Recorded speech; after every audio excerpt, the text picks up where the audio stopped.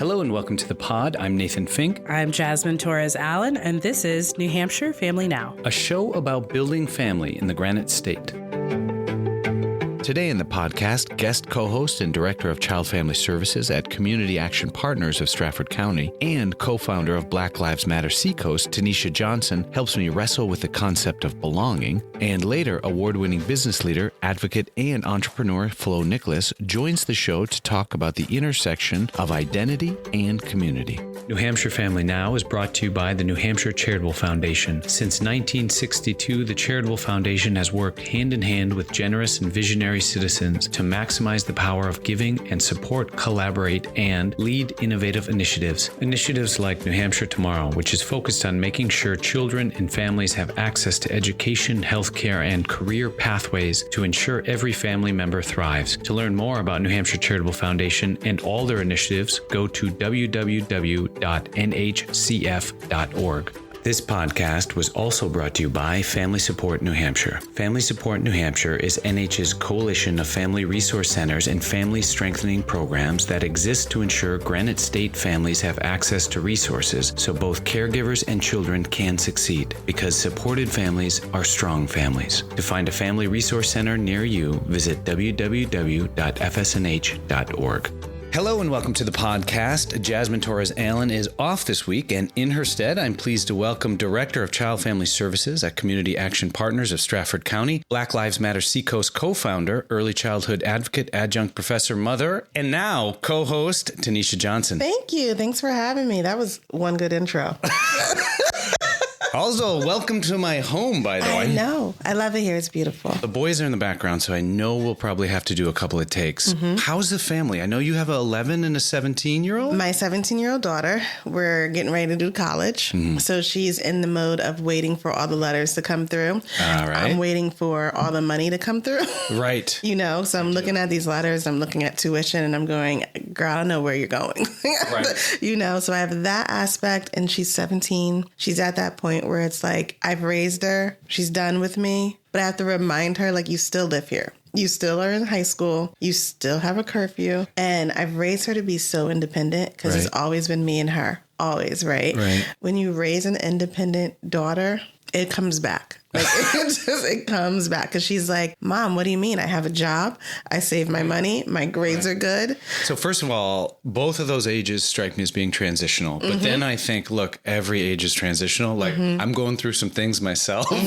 But what is it like being a caregiver, looking at the precipice of really everything that you put into it? I mean, that's you. You raised an independent child purposefully. Yes. This is also kind of the coup de grace of what you wanted. Yes. There's moments where I'm like, I did this too well. Because now I have to like rein her back in, right? So there's moments where she's like, she'll just walk out the door on a Saturday. And I have to text her and be like, what are you doing? And she's like, oh, I'm going out. No. I need to know where. I need to know with who. And she's like, Mom, I know there's no drugs. There's no drinking.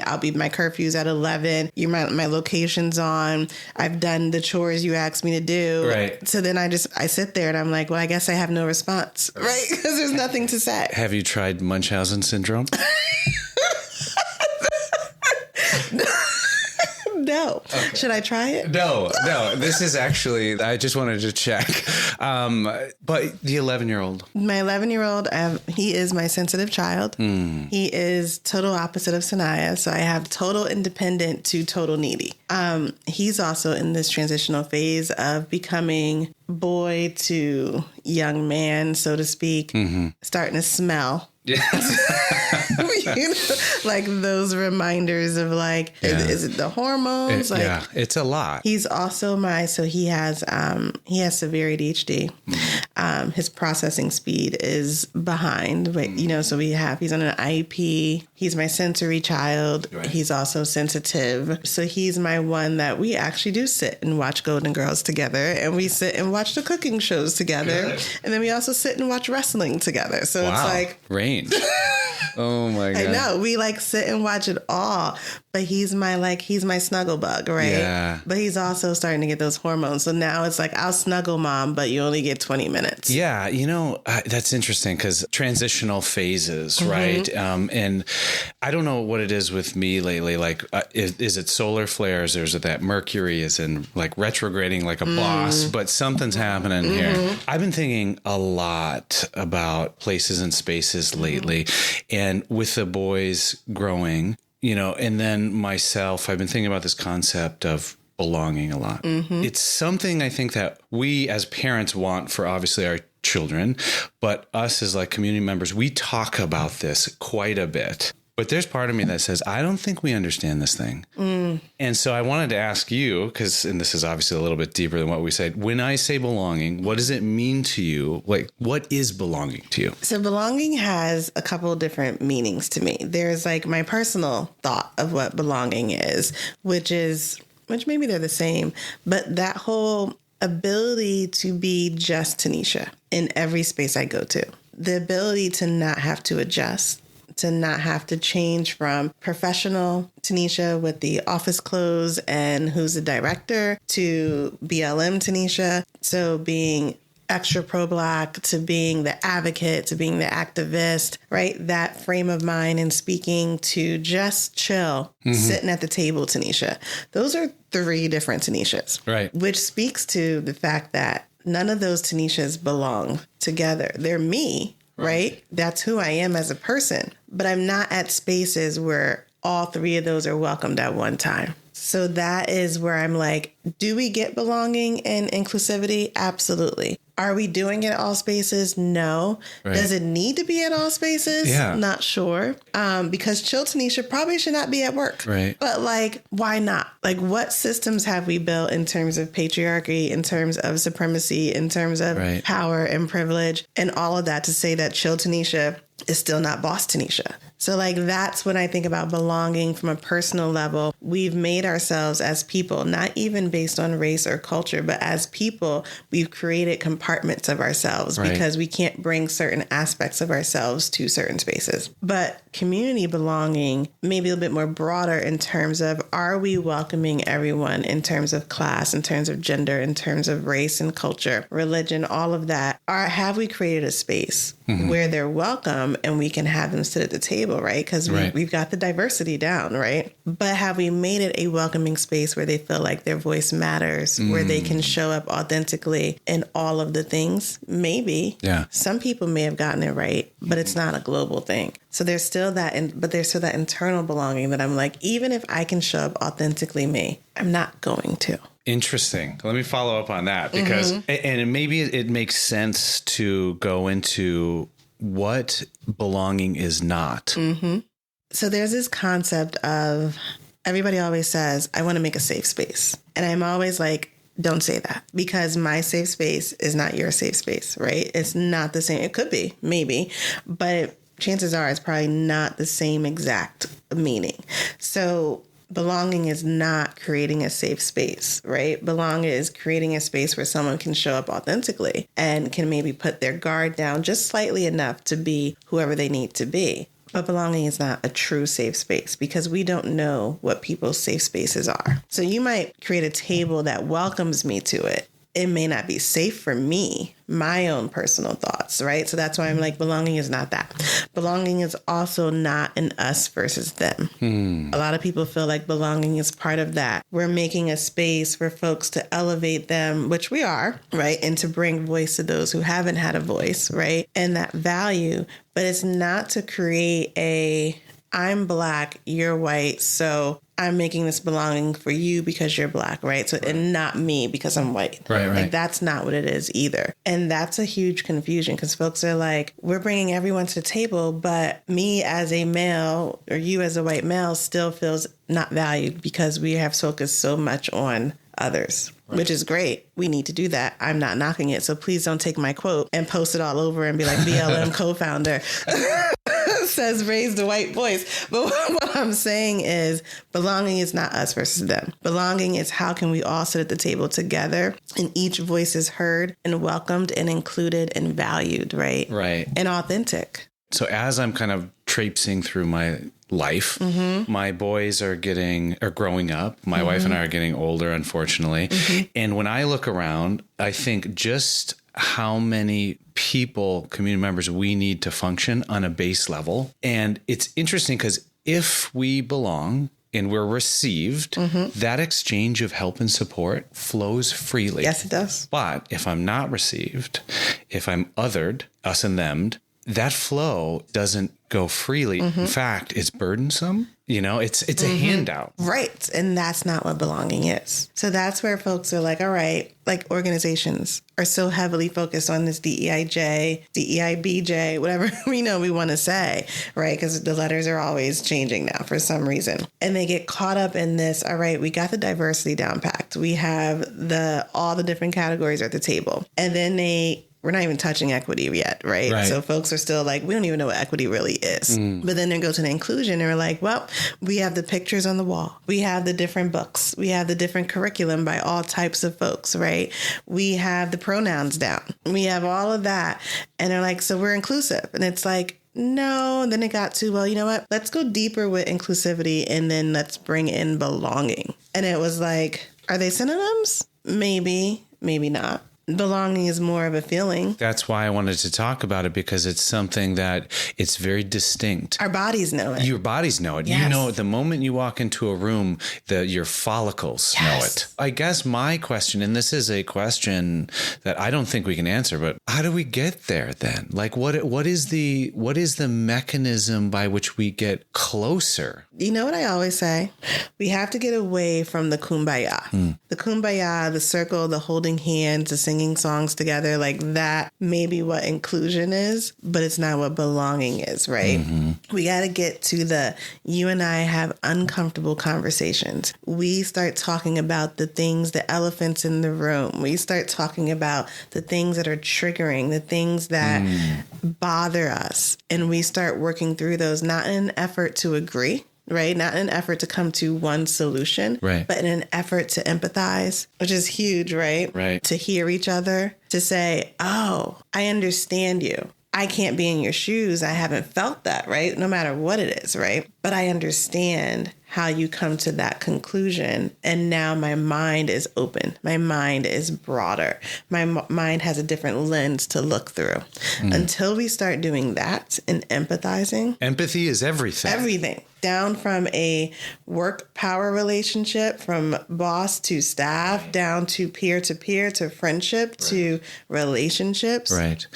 Well, if we get to that place, those conversations we describe as difficult, you drop the word difficult and you just say conversation. Ooh, yes. It seems like solution, again, isn't we have this kind of mentality where we're trying to check boxes. The idea is that this is never done. Empathy is never done. Empathy is constantly striving to know. You think? No, I agree. Yeah. I do. I like that striving to know statement. I do. I might turn that into You can have it. Thank you. See, be this like is what Tanisha I'm saying. said it. Tanisha said, actually, this recording is proof. It's such a broad yet deep personal topic, right? And I think that's what it mainly is that we have to understand that belonging is not something you can train for. It's not something you can read all the books about, because it's an individualized feeling. You can't control whether I feel if I belong or not. You can create a space that you assume to be welcoming, to be inclusive, to be open in conversation and transparent. But you can't control whether I still feel like I belong there. And I think that's where people get that caught up of, but we're inclusive. Like, yeah, you are. But I may not still feel like I belong, but that's all on me. And whatever I need to do, work through, talk about, accept, triggers, environments, all of the things, right? Generational trauma, like. Right. So that's when I reached out to you and I said the other day, I want to talk about belonging. And then there was that dead air for about what felt like 5 minutes. I was like, I did. I was like, does he know who he's talking to? I was like, did he mean for me to come and talk about belonging? I was like, all right. And when we come back, Flo Nicolas joins us. Don't go anywhere. Tanisha Johnson, take one. He's also in this transitional phase of becoming... Hang on just 1 second. Hey, Lo. I need a charger. Here, let me help. Hold on one second. You're fine. Tanisha Johnson, take 2. Right? Not in an effort to come to one solution, but in an effort to empathize. Empathy. Daddy, can you play with me? I'm almost done with this, buddy. Tanisha Johnson, taking 3. What about it, though, that makes it so terrifying? Because it's uncomfortable. We're in a stage where... Hey. Somebody called. Somebody called? Yeah. Okay. Hello? Today's episode was brought to you by Upreach Therapeutic Equestrian Center. Located in Goffstown, New Hampshire, Upreach partners with the power of horse to create strong children, strong families, and strong communities. To learn more about Upreach Therapeutic Equestrian Center and its many inspirational programs, visit upreachtec.org. That's upreachtec.org. Today's show was also brought to you by Burgoo Media, a full-service media company dedicated to helping nonprofits realize impact stories for print, video, social, and legacy media, and more. Both budget-conscious and grant-friendly, Burgoo Media helps your organization celebrate the humans in human services. Learn more at burgoomedia.com. Hey, it's Nathan, co-host of New Hampshire Family Now. I wanted to take a quick break from the show because it occurred to me the other day that I've never asked you to subscribe to this podcast. Subscribing is free, and when you do it, it helps our placement algorithms, making it that much easier for caregivers across New Hampshire to find valuable information and strategies for their families. Also, you'll be alerted when a new episode drops. And if you like the show, leaving a review helps us that much more. So go to wherever you get your podcast, type in New Hampshire Family Now, and as the kids say, smash that subscribe button. I say click it, because if you smash it, then you're going to need a new one. Thank you and enjoy today's podcast. Hello and welcome back to the podcast. Today on the show, I'm thrilled to be joined by Flo Nicolas, an award-winning business leader whose successes span legal affairs, corporate technology, operations, business intelligence, entrepreneurship, and tech startups. And Flo is the 2024 NH200 Award recipient for NH Business Review. Flo, congratulations and welcome to the show. Hi, thank you so much. I truly appreciate it. I always, when people are reading off my my resume, essentially, I'm always like, are they talking about me? Oh yeah, it is me. Yeah, well, it makes me nervous to read it because it's not talking about me, I'll tell you what. So I know this might be TMI, but I reached out to you and I recalled a LinkedIn post that you wrote about that very award, NH200, and that it caught you by surprise. And, that you could have used a little good news. And when I read your bio, like you just heard, I think there's no possible way a person like you can be without wind in your sails. Yeah, it's been really a kind of a tough journey despite, reading off the accolades, right? It's been what you're reading off is not things that were accomplished overnight, and it's not things that were accomplished easily. There was some tears, there was some laughter, anger, frustration, moments of, I want to give up. I don't know if I can do this. It's been a tough journey, but I think for me, when I feel like I can't make it to the finish line, I always try to remind myself of, my parents coming here from Africa and leaving everything behind and starting a new life here in America. And now, being both very successful people, put themselves through school. So I think about what they had to go through, their challenges, and right there is a wake-up call, right? You then all of a sudden feel like, okay, my situation is not as bad, right? But yeah, I think for me, that's where the surprise was, because it was just, when you look at the list of other people that have this designation and recognition, yeah, sometimes you feel a little imposter syndrome, although I don't like saying that word, but yeah, you feel a little like, do I belong here? And I think for me, it's that constant, really reassuring myself that you are deserving, you are worthy, you belong on this list. Yeah, I'm so glad you brought that up because, personally, I've never fancied myself as a person who cares about being acknowledged, and even more so now that I'm a parent and a caregiver, right? Because you don't do it for those reasons. But I'm starting to think it's less to me about being acknowledged and more about being seen. How has the concept of being seen played against your own life? I think it's more than just being seen, right? People can see you and still not have the deeper understanding of who you are. People can see you and still not value, what you bring to the table. So being seen for me is a lot deeper. And it starts with seeing myself. Before people can see me, I have to see me, right? And I'm always reminded, and I say this a lot, by what I heard Oprah say, which is the way you project yourself to the world is how they receive you. So if you're projecting yourself as insecure, I'm not worthy, I don't deserve to be seen, and then that's what they're going to receive. So for me, being seen is you've got to recognize who you are, be able to articulate who you are, and to make sure that people really value what you're bringing to the table, right? And it's not just about seeing you. It's also about, compensating you your worth. It's about providing you with opportunities and being able to have a seat at the table, right? But it's not just sitting at the table and being a bench warmer, is what I normally say, but being empowered to have influence, and being empowered to make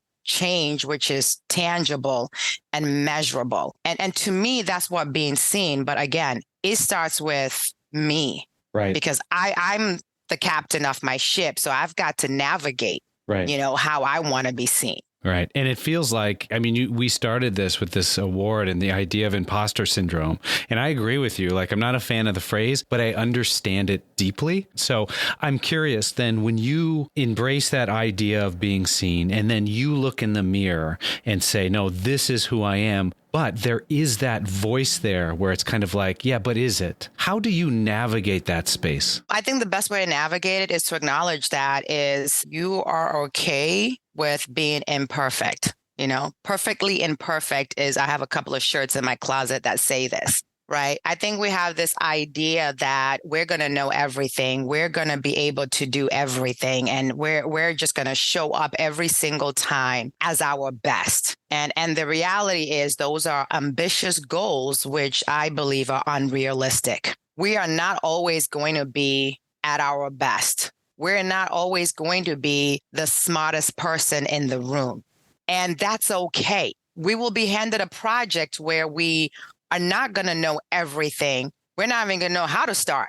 But I think acknowledging what you don't know is better than trying to fake it until you make it.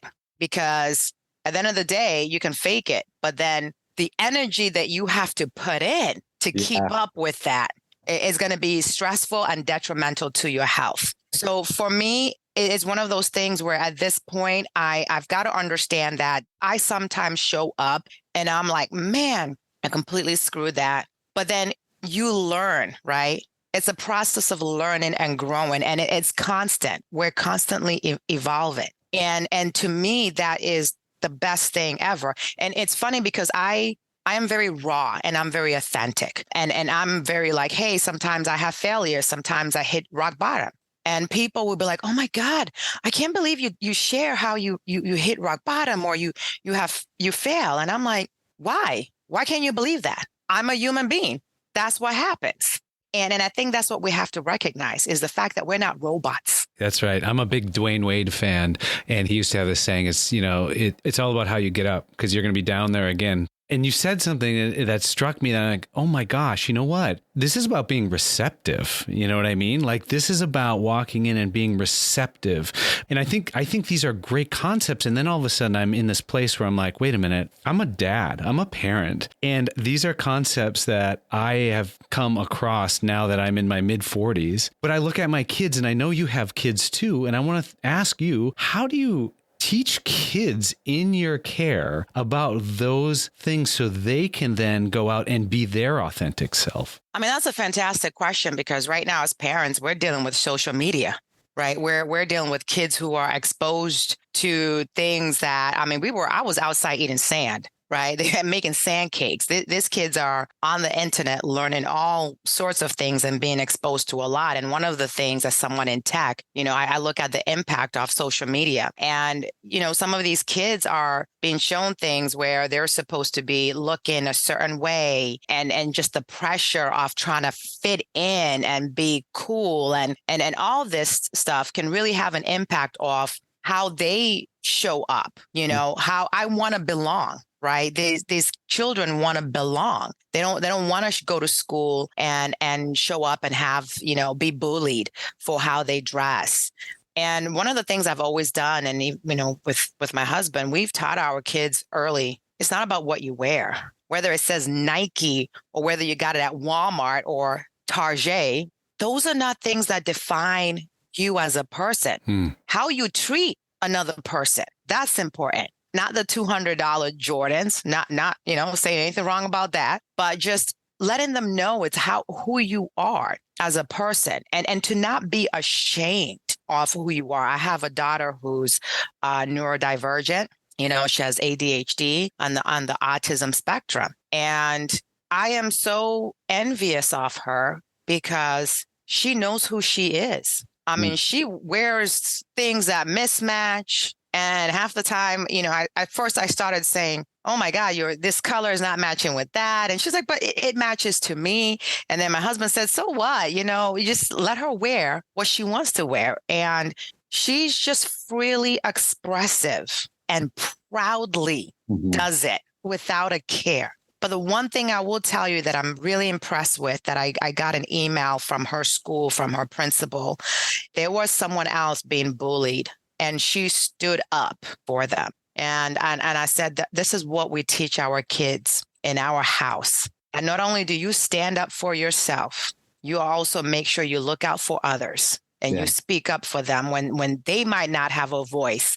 You be that voice for them. And for us, these are the kids that we're raising who are authentic, are free to be themselves, and are not worried about any societal labels. They choose who they want to be, and we're going to promote that. Is a perfect example of the idea that you do have, community can start at home, but it also exists outside your walls. You get a call from the school, part of your community, right? You get a call from maybe a childcare center, part of the community, a pediatrician, part of the community. And I keep thinking about this idea, I half the time don't even know how to raise myself. Yet again, I'm in a position of raising others, and I acknowledge it takes community. So I'm curious, with that in mind, how do you then go about building your immediate community in a way that embraces your daughter, that embraces your other child? How do you do that? Yeah, I think for us, it's really about creating a positive environment and having good role models, people who you can look to, who are going to say, listen, this is how I did it, and I did it wrong. And here's the wisdom I'm going to share upon you so you can choose the right path. Right. And for us, I'm very fortunate that my mother lives close by. She's very involved with, picking up the kids when we need help, especially, my older daughter. She's the one who takes her to school, picks her up, and we tag team. Where it's like a wrestling match. And I'll call my mom and say, listen, this is what's going on. I need your help. We've got to, school her, for lack of a better word. We've got to let her know that the choices that she has made are not the right choice. And so my mom, will say, listen, I got you. I'm going to have a conversation with her. Right now we're dealing with college. Right. And thinking to the future and college and, where she wants to go to college. And so, that having that support, where she has people she can trust and people whose recommendations that, she can respect and value is so crucial. And it also goes, for me, I'm a very hands-on parent. I'm at schools, being involved, telling them, hey, if anything happens, let me know immediately, not 2, 3, 4 months later, but immediately. And I'll be there. And just really staying focused. And also for me, the good support system of friends who I feel like are an extension of family, who again, also are people who can have positive influence and be role models. And like you mentioned earlier, it's like, raising kids these days, it's like a collective effort. It could be a coach. It could be something else. They have all these different people that enter into their lives. And as parents, we need to ensure that the people who are entering our kids' life are going to add value. We started this conversation with talking about kind of aspects of our identity, how when we look in the mirror, the thing that we see or that we aspire to see. And sometimes those things are great because they cross over. And I keep thinking about your kids' team, your team out there in the community. And I mean, desperately for my kids, I want one of their identities to be community member, community advocate, community organizer, because I want them to feel place and space. And so I wanted to ask you, when you look back at your life with regards to places and spaces, what do you see? And then walking forward, how do you see something either similar or different for your own children? Yeah. So growing up, I was the only child between my mom and dad, and they were immigrants. They came here. So my childhood was, most of the time I was like essentially by myself or, with the childcare. So because they were working full time and going to school full time. So I didn't really know that sense of community. I think now as an adult, to be honest, is when I found my sense of community, belonging, and being a community advocate right now, being on several boards, and really my mission right now, because someone once said, what's your legacy? When you are not here anymore, what do you want people to remember you as? And right now, my focus is on building that legacy of this person who's been out in the community, advocating for diversity, equity, inclusion, advocating for equal access to STEM education and resources, having teamed up with organizations and universities like UNH, Franklin Pierce, and putting together events, bringing community organizations together for the purpose of equality for our state. Guess what I do now? I bring my kids, right? I bring my kids to those events. My kids proudly go to school and say, my mom does this and she does that. But I bring them. On MLK Day, we went up to Rochester, New Hampshire, because they were having a day of service. And I brought my 16-year-old and my 11-year-old because I want them to be engaged. I want them to participate. I want them to know that, what they put into their community, is added value, which has an impact not only on them, but our state as a whole. So what I might not have had when I was a child is what I'm ensuring that my kids now have access to, understand this, their civic duty, their right to vote, and their right to go apply and sit on boards and take action. Don't just complain in your house behind closed doors, but get out of the house and go take action, and be the voice, feel empowered, engage, activate, be a gladiator, right? Incite other people to join your movements. And my daughter, the 16-year-old, she has friends who are in the LGBTQ plus community. She loves supporting her friends. And, I have another child who loves STEM. So she loves going to, STEM events with me. So for me, it's really important that as an advocate, that what I'm passing on as I'm creating my own legacy is I'm passing the torch. I'm passing the torch to my kids. Now, Flo, I am certain people are going to want to hear more from you. Where can they go if they want to? LinkedIn is my number one spot. That is my platform on social media. So definitely look me up, Flo Nicolas. And other than that, I'm constantly in the community. I serve on several boards. So it's hard to miss me. And if you've missed me, then that means I have more work to do to ensure that you can find me. Well, Flo, it's been an absolute pleasure. Thank you so much for coming on the show. My pleasure. Thank you.